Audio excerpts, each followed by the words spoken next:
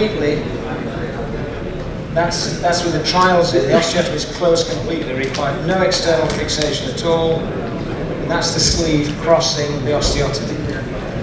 And I think it's a lovely technique for deformities close to the femur.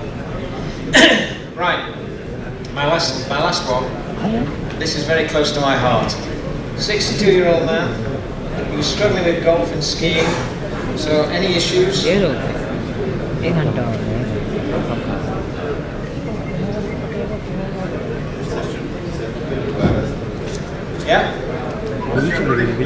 Yeah?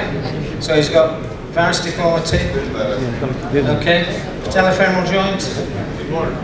Yeah? So what are you going to do? Bothering too much. Okay, well, see, he can't play golf. This is serious. That's okay. Okay. Now he's a VIP, so we did true match on this patient. True match is where we take a CT scan of the whole limb and make a jig specifically for the patient.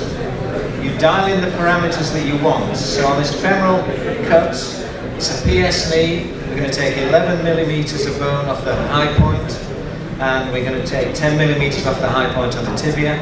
If you look at the axis, it's 4 degrees, the femoral axis in this particular patient. When we look at the rotational alignment, if you were to dial in a 3-degree varus cut, you would be 2 degrees out.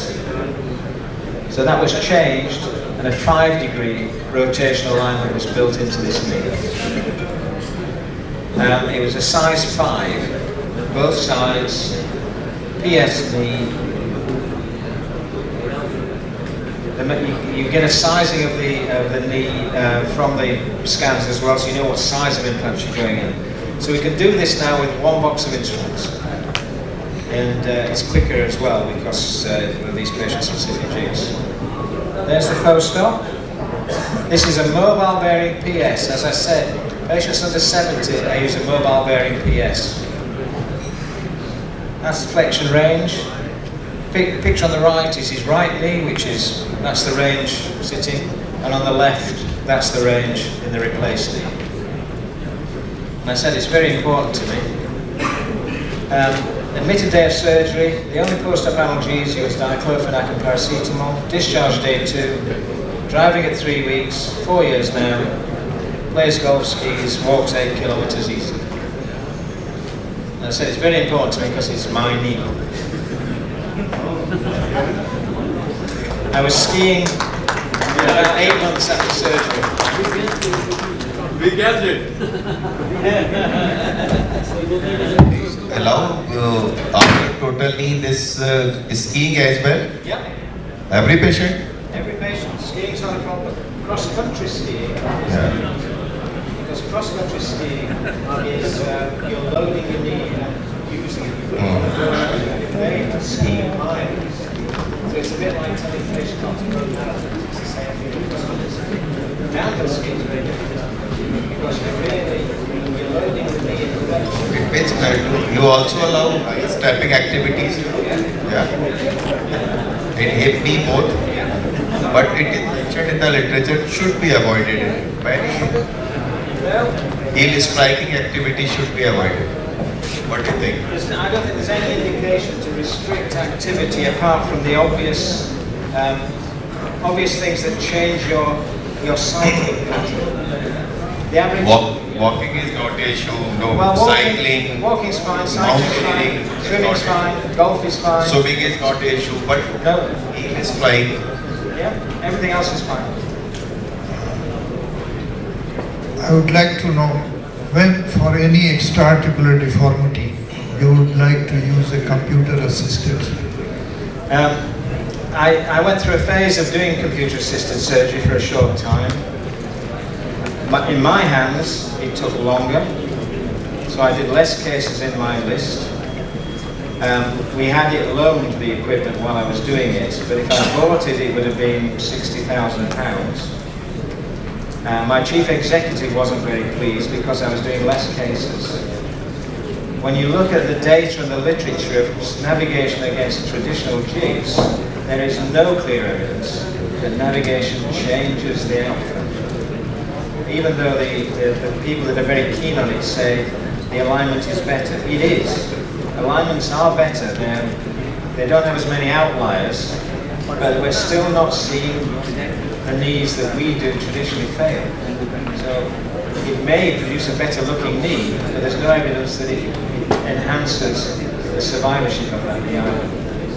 What I think it is good at is teaching, because you can teach balance better with a computer because you can see what you're trying to achieve. Whereas when we do it, it's all feel. And trying to teach a resident what a knee should feel like, it can be fiddly at times, but when it's on a computer screen, you can watch him move the knee and say, yeah, that's right, that degree of millimeters is right for this knee. And lastly, could you enlighten us that you start preferring a true match for such various knees very regularly, or? I haven't done. I've switched to a tune now for the last 2 years, and so we haven't had a discussion with my chief executive yet about the slightly extra cost of a tune and the increased extra cost of true match with a tune. A tune jigs are really nice, and I feel much more confident with the tune jigs anyway. But within the next year, I will be doing some true match tunes again. I do think true match is a very nice way of doing a knee replacement. And I think you can make an economic argument in the UK for it as well. But it takes a bit of persuading hospital administrators that it's cost effective. Right. So now we go ahead with the 3 presentations, Dr. Tiwari, Dr. Anup Khare and Dr. Nishika. And friends, there's a dinner today hosted by Apollo Spectra Hospital in the Status Club. All of the registered delegates should have received a card from the counter of Apollo Spectra. If anyone has not received, you can simply go there and tell his name, and from the register they will give an invitation card, which is for you and your spouse. And friends, remember, we all know whose spouse is whose. So just be careful.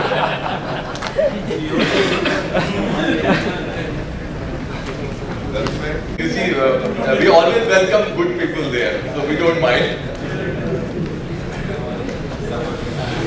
Now may I invite Dr. Anup Khare from Rainbow Hospital, Agra. Presented with the bilateral severe knee pain and a various deformity, more on the right side.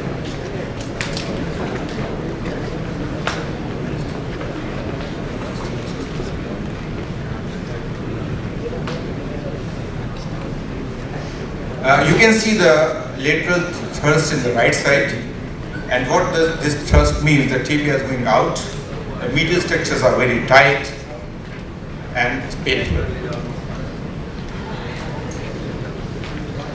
She had bilateral supracondylar osteotomy when she was 8 years old because of the genu-welcome deformity since childhood. At the age of 17, right-sided open wedge supracondylar osteotomy was done. On the left side, closed wedge osteotomy was done by some surgeon. And she lived nicely for about 34 to 35 years. Then she had a very severe pain and arthritis in the knee joint. You can see the scar marks here of the osteotomy.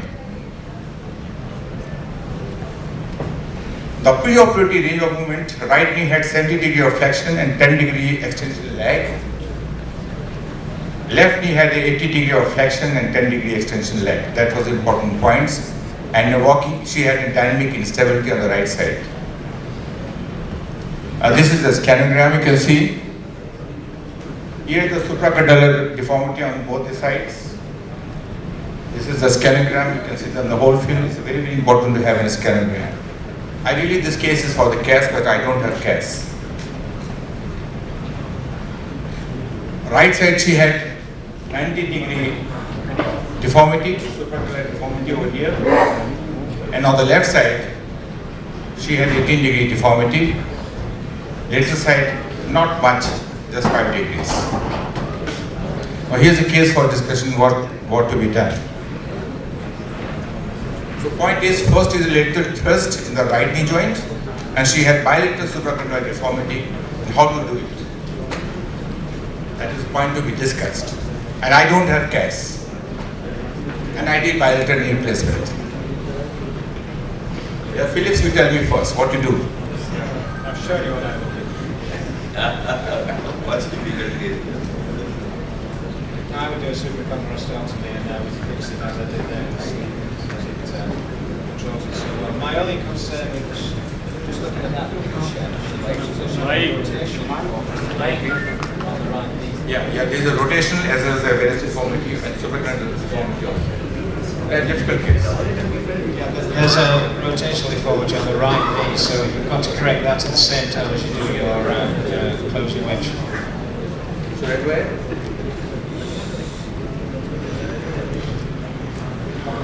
No navigation used. Why? Because I don't have navigation. There are two options. You should be ready with both the options, as William said. Option A, intra-articular bone correction, resection, and soft tissue balancing if insertion of the collateral ligaments are not jeopardized. That you have to see on the table. Option B, as Philip did, simultaneous supracondylar osteotomy, fixation with a retrograde nail and followed by TKI. We should be ready with both the options. In this case, I did bilateral simultaneous in one stage. So option A is used in this case. It was an intra-articular correction of the deformity. How I did it, I will show you. Some important steps.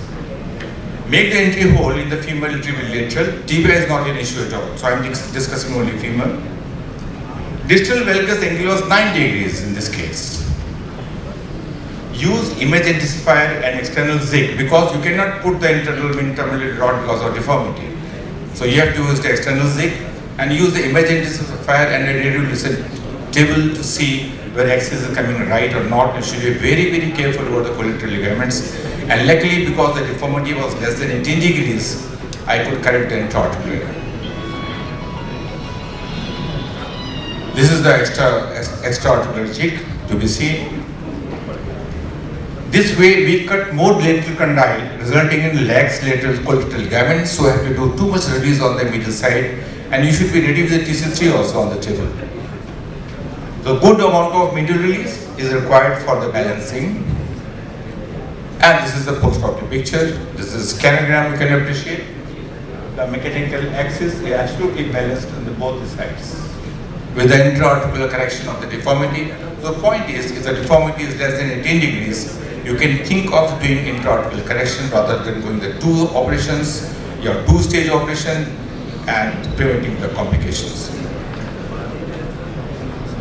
This is the lateral view of the same patient, and this is the clinical view.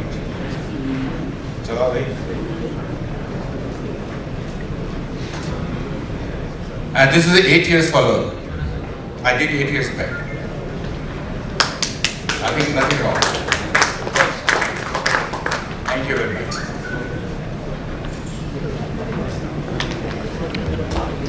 Patient having valgus deformity, fracture of the tibial shaft. So how to go about this case? What will this case?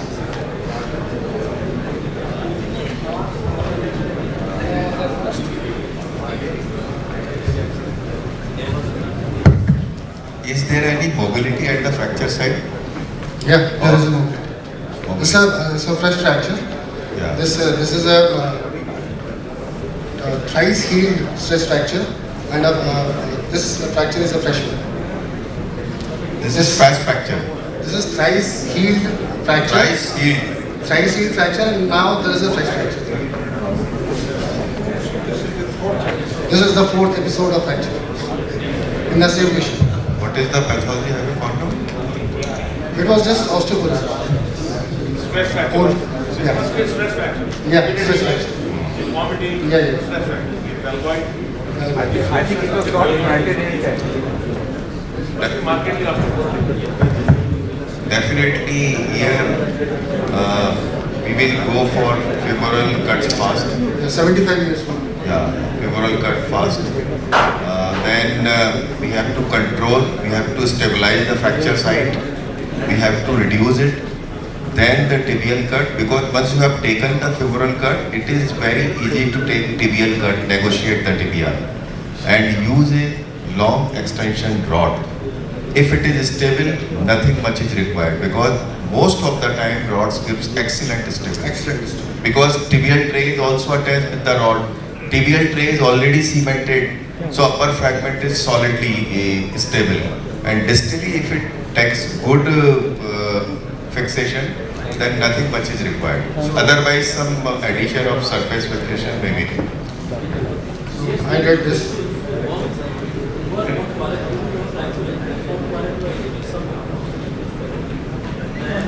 Later on, and use that graft. I did this and used the graft at the fracture site. They heal very well under compression, so use that graft. I used stem in both the bones, the femur as well as the tibial. There was a large lateral tibial defect. This age being 70, you use 75. Use a graft. There also. Is there a but? So it was stable, no additional fixation was required. No addition. It was absolutely stable and the patient was able to walk. Most of the time, excellent stability. Femoral rods for? Right. You added femoral rods for? Yeah, I have added femoral rod because of the severe osteoporosis that patient, because of the severe osteoporosis that patient is having.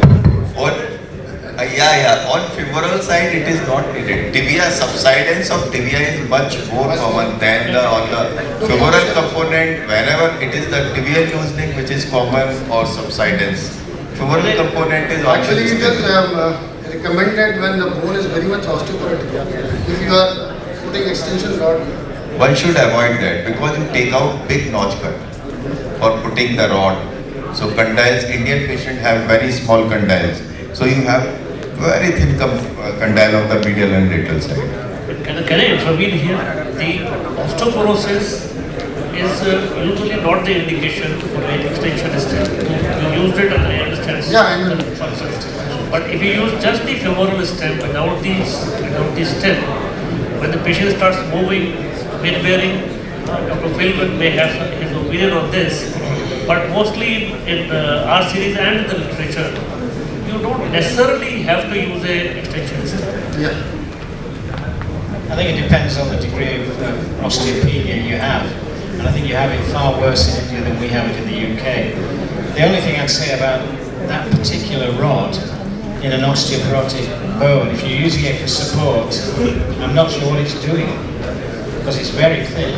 If you'd cemented it in, I'd be very happy. But I'm not sure an It's uncemented. partially cemented. It's partially cemented. Only the base of the stem is cemented. Your choice will be a short cemented rod or long uncemented rod. Oh, every time a short cemented rod. Every time.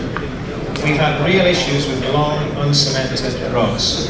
Not in this case where you've got a fracture, but just for use for fixation, particularly in the tibia. Stem tip pain is a real issue. It's very, very difficult to manage. And 70% at 10 years of uncemented rods are loose. 95% of cemented rods are fine. So I have no hesitation using cemented ones when the time comes. This is just a rheumatoid patient. I think very another case, rheumatoid patient, 55-year-old female, weighing only 37 kgs, 4 foot 11 inches. Severely osteoporotic and wheelchair bound for the last 6 months.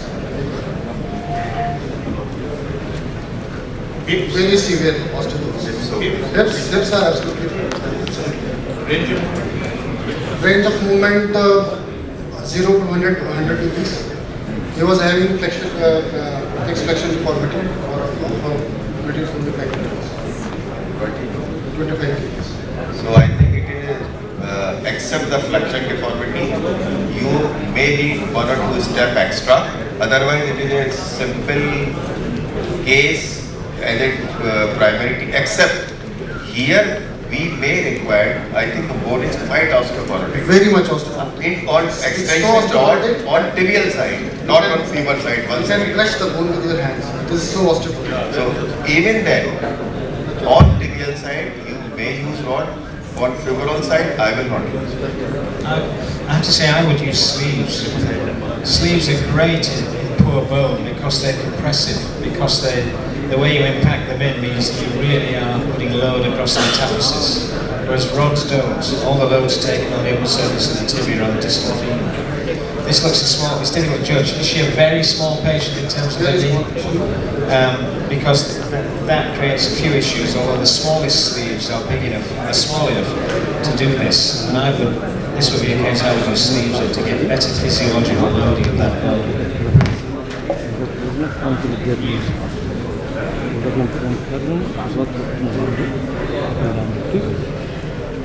Patient is alright. I have a follow-up of 4 years now of this patient. Doing extremely well. No problem from the patient side.